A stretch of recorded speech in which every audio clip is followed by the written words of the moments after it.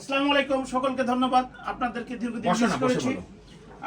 দীর্ঘদিন মিস করেছি যেহেতু এই মহামান্য সুপ্রিম কোর্ট আপনাদের এই ভালোবাসার প্রিমিসেস ছেড়ে আমি গিয়েছিলাম এলাকার মানুষের ধারে ধারে ঘুরেছি।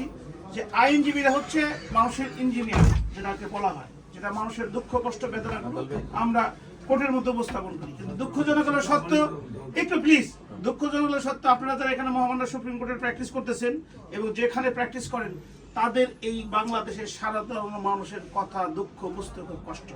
তার উজ্জ্বল দৃষ্টান্ত দেখবেন, যে মামলা আমি ইলেকশন আগে ফাইল করেছি অনেক আগে, সেই মামলা এখনো অদ্যবধি পর্যন্ত সেই লিস্টে আছে। এই সাধারণ খেটে খাওয়া মানুষগুলো, ভুক্তভোগী মানুষগুলো আমাকে বিরক্ত করেনি, কিন্তু ইলেকশনের পর তারা ফোন দিচ্ছে, দেখলাম মামলা আগেই নেই। একটা স্বাধীন সার্বভৌম দেশ, সুপ্রিম কোর্টে আসা পর্যন্ত একটা মানুষের অনেক কষ্ট করতে হয়। ম্যাজিস্ট্রেট কোর্ট থেকে আপনার সেশন কোর্ট থেকে হাইকোর্ট, সেখানে এফিডেভিটের মাধ্যমে ফাইলিং করতে হয়। ফাইলিং করার পরে ন্যায় অন্যায় পরের বিষয়, সেই মামলাটা যদি বিচারাধীন থাকে, মানুষ একটু জামিনের জন্য আসে, কারণ জামিনটা এই জন্য ইম্পর্টেন্ট, জামিনটা কিন্তু তার অধিকার, সেটা জামিনটা কিন্তু ফাইনাল কোনো কিছু না। কিন্তু মাননীয় সুপ্রিম কোর্টের বিচারপতি মহোদয়গুলো যদি দেখেন, তাহলে এই জামিনটা নিয়ে ওই লোকটা, ওই ভুক্তভোগী লোকটা ওই পরিবারের কাছে যেতে পারে।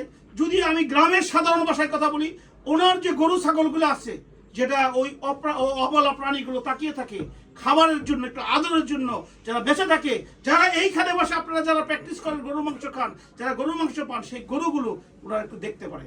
কিন্তু দুঃখজনক হলো সত্য, আমরা এখান থেকে যারা জামিন করি, আমাদের রাষ্ট্রপক্ষ সেটাকে স্টে করার চেষ্টা করে।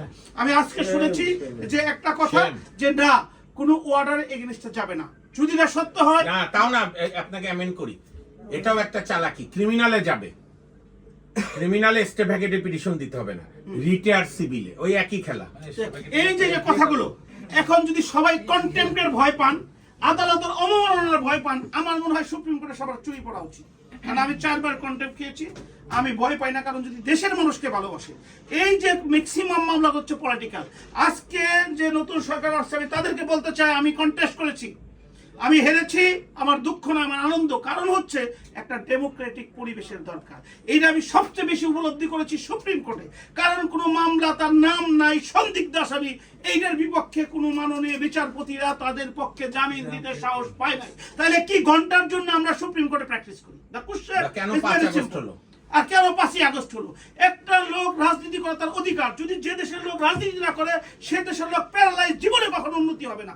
এখন সে আওয়ামী লীগ করুক, বিএনপি করুক, জামাত করুক, এক দলে সে আরেক দলকে অত্যাচার করবে। কিন্তু এই মুহূর্তে ছিল ইন্টারিম গভর্নমেন্ট। এখন আওয়ামী লীগের সবাই অপরাধীটা দেখা প্রমাণ করুক। আমি এই 24শে জুলাই একজন আন্দোলনকারী, সৈয়দ মামুন সাহেব একজন আন্দোলনকারী, প্রত্যেকদিন টকশো করেছি। আমি শেখ হাসিনার পদত্যাগ চেয়েছি, যে এক দফার মধ্যে ছিলাম। কিন্তু যারা ইনোসেন্ট, শুধু আওয়ামী লীগ করতো অথবা বেঁচে থাকার জন্য যাদেরকে করতে হইতো, যাদেরকে সন্দিগ্ধ আসামি, সন্ত্রাস বিরোধী আইন, অমুক আইন, যাদের এফআইআর নাম নেই, এবার হয়তো 6 মাস পরে তাদেরকে অ্যারেস্ট করেছে, সেই পরিবার পরিজনগুলো আমাদের কাছে আসছে, আমরা তাদের জন্য কিছু করতে পারছি না। সেই জন্য সর্বশেষ বলবো যে ফেল করেছি, আবার এই প্রেমিসেসে চলে এসেছি। যেহেতু এইখানে আসার জন্য যে যোগ্যতা, যেটা অর্জন করা, আল্লাহ সেটা অর্জন করতে দিয়েছে, আপনার সাথে আছেন, এখানে সারা জীবন থাকবো, কন্টেম্প করলেও এখানে থাকি, কারণ লাল টাই করে আপনাদের পিছিয়ে পিছিয়ে ঘুরে আপনাদেরকে মামলা করাই। তো কন্টেম্প নিয়ে, এই আদালত অপমান নিয়ে, আমার প্র্যাকটিস বন্ধ করা নিয়ে কথা নাই। আমি এদেশের সাধারণ মানুষের কথা বলবো। আমার এলাকায় আমি সর্বনিম্ন ভোট পেয়েছি, তো আমার এলাকার যাওয়ার দায়বদ্ধতা আমার কমে গেছে।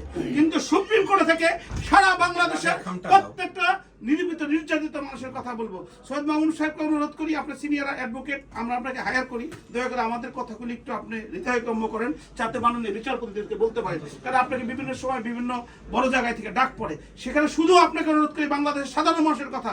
যেখানে আমি ইলেকশন করেছি, যাদের চেহারা চোখ দেখেছি, তাদের অনেক পরিবার তারা মিথ্যা মামলায় জর্জরিত, যে কারণে মানুষ স্বাধীনভাবে ভোট প্রয়োগ করতে পারে নাই। কারণ যদি স্বাধীনভাবে ভোট প্রয়োগ করতো, আমি আপনাদেরকে চ্যালেঞ্জ করলাম, আমি ব্যারিস্টার আশরাফ বাংলাদেশ সুপ্রিম কোর্টের অ্যাডভোকেটে আসতাম। কারণ যাদের ভোট দিব তারা বলতেছে ভোট দিলেই কিন্তু জেলে ঢোকামো, ভোট দিলেই কিন্তু জেলে ঢোকামো, আর ভোট যদি আশরাফকে দাও তাহলে কিন্তু পরের দিন বাড়িঘর পুড়ে যাবে।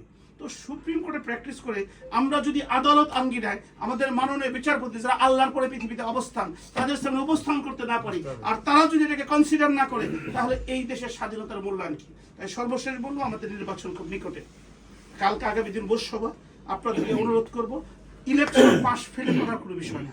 ইলেকশন হচ্ছে একটা প্রতিবাদ, ইলেকশন হচ্ছে আপনার কথা বহিঃপ্রকাশ করার একটা মাধ্যম, যে মাধ্যমে বহিঃপ্রকাশ করতে পারে। এই জন্য সৈয়দ মামুন মাহবুব থেকে আরম্ভ করে বাড়ি সাহেব সারা জীবিত সিনিয়র বিপ করেন। 1 মিনিটের কথা শুনি, আপনাদেরকে অনুরোধ করব যে আপনারা একটা প্যানেল দেন, ঠিক আছে, সেই প্যানেলের মাধ্যমে আমরা সত্য কথা বলি। সকলকে ধন্যবাদ। আসসালামু আলাইকুম।